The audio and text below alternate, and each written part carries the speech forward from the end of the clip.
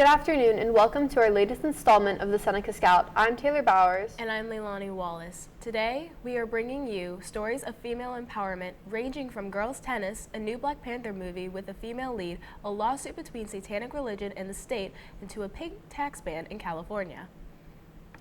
We start with a recent tale of activism. In Iran, protests erupted across the nation following the death of Masha Amini, a 22-year-old Kurdish woman who was killed in police custody on September 13th. Amini was allegedly detained due to non-compliance as she refused to wear her hijab over her head in public.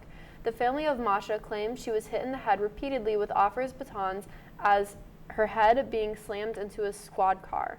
On the contrary, Iranian government officials claim there was no evidence of police brutality, and she suffered a sudden heart attack while in custody.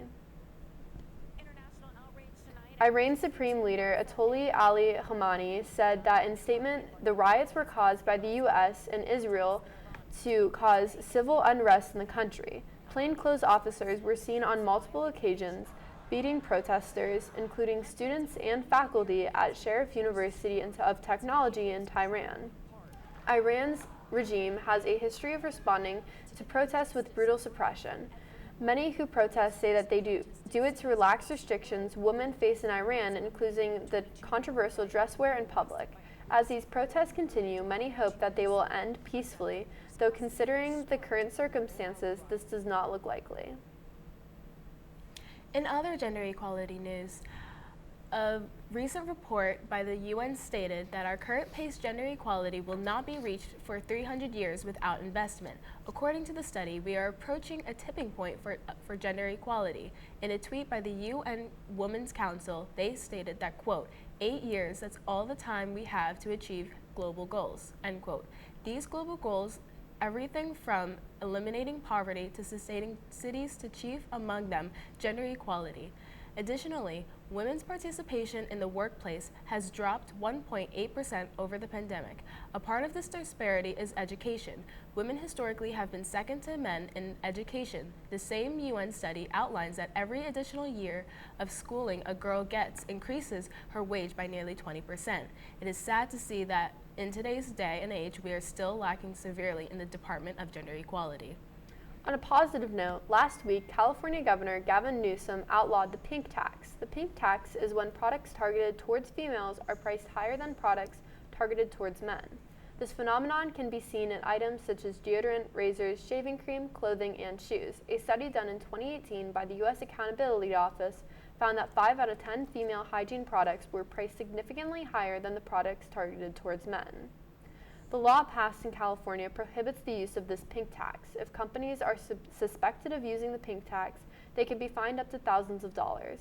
Laws like this one are bringing us closer to gender equality and are helping to close the gender pay gap.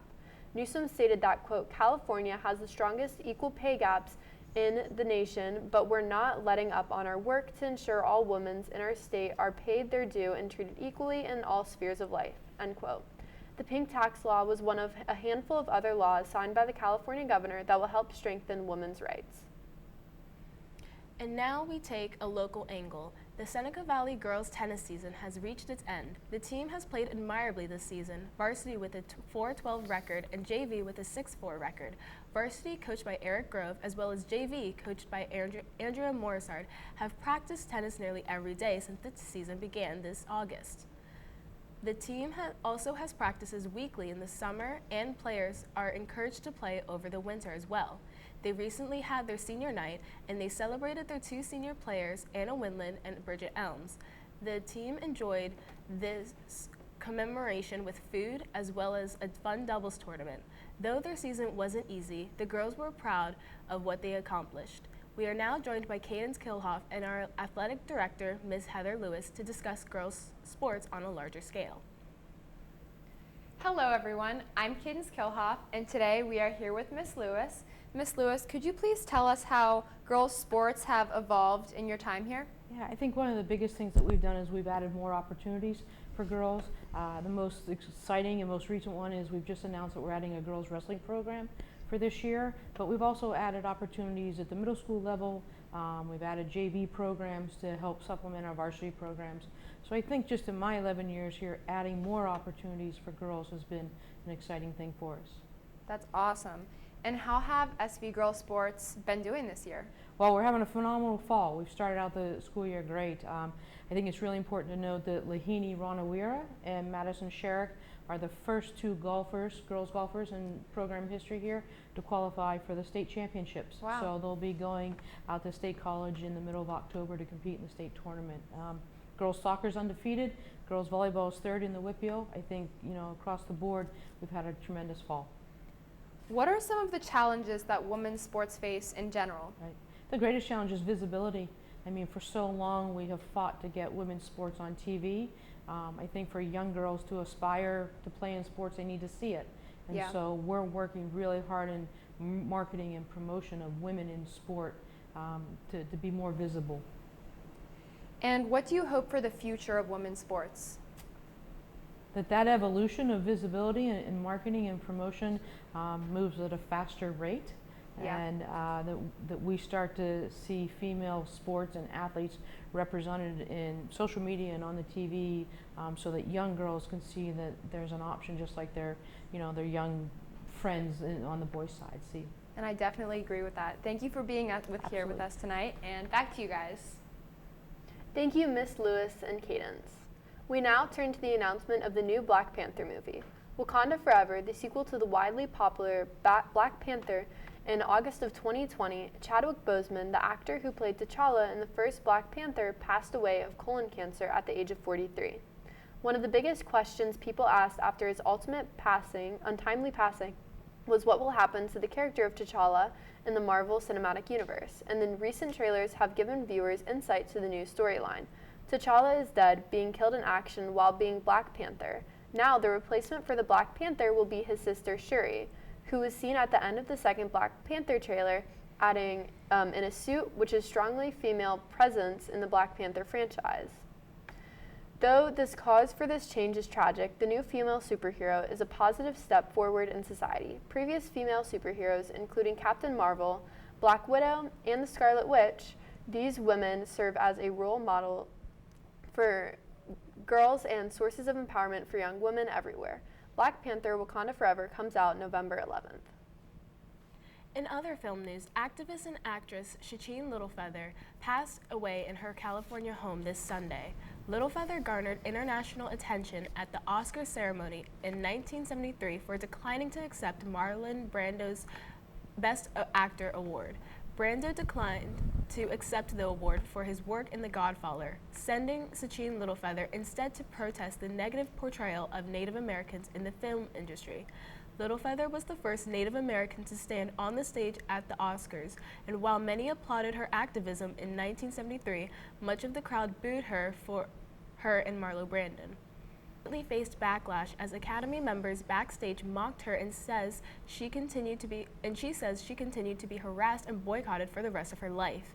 Even with that, Littlefeather remained steadfast in her activism against harmful Native American stereotypes in the media and sports, and she said she forgave all who harassed her over the years. In January, the Academy formally apologized for her treatment at the Oscars, and thereafter, they also shared this quote from Littlefeather when she died, quote, "When I am gone, I always be reminded that wherever you stand for truth, you will be keeping my voice and the voices of our nations and our people alive. I remain Shacheen Littlefeather. Thank you," end quote. Shacheen Littlefeather was 75. Today, more and more women are going against the stay-at-home mom stereotype and are joining the workforce. With more women female doctors, administration staff, nurses, and many other roles, women make up 47% of today's workforce. Nearby, the Pittsburgh North Regional Chamber of Commerce is now made up of 55% women. This has helped the Pittsburgh North Regional Chamber to hold more events guided towards women, create a better work-life balance, and allow more women into professions. Although this may seem small, the more women that enter the workforce now allow for more women to enter the workforce in the future and brings us, as a society, one step closer to gender equality. We end tonight's show with a federal lawsuit, the Satanic Temple, a religious group based in Salem, Massachusetts, which reverses tenets such as benevolence, empathy, and personal freedoms in opposition to Christianity. recently filed lawsuits against Idaho and Indiana over abortion bans. Both suit states that the temple is advocating on the behalf of women who are not pregnant by choice and cite the satanic abortion ritual, a practice which describe as a protective right for the women and that is intended to help them deal with notions of guilt, shame, mental discomfort through meditation, recitations of the temple's tenets and the abortion procedure itself. These suits come very soon after the Supreme Court overturned the landmark case of Roe v. Wade, which previously protected the constitutional rights up to abortion. The decision has been highly controversial in the public eye, as many left-aligned pro-choice groups defend the right, citing equality in women's reproductive freedoms, while many right-aligned pro-life groups continue to act its outlawing, alternatively citing the unborn children's right to life. That's all we have for you tonight. Thank you for all who tuned in to our Female Forward show this evening. Be sure to watch our new shows every Friday at 7 for local and international stories. Have a great weekend.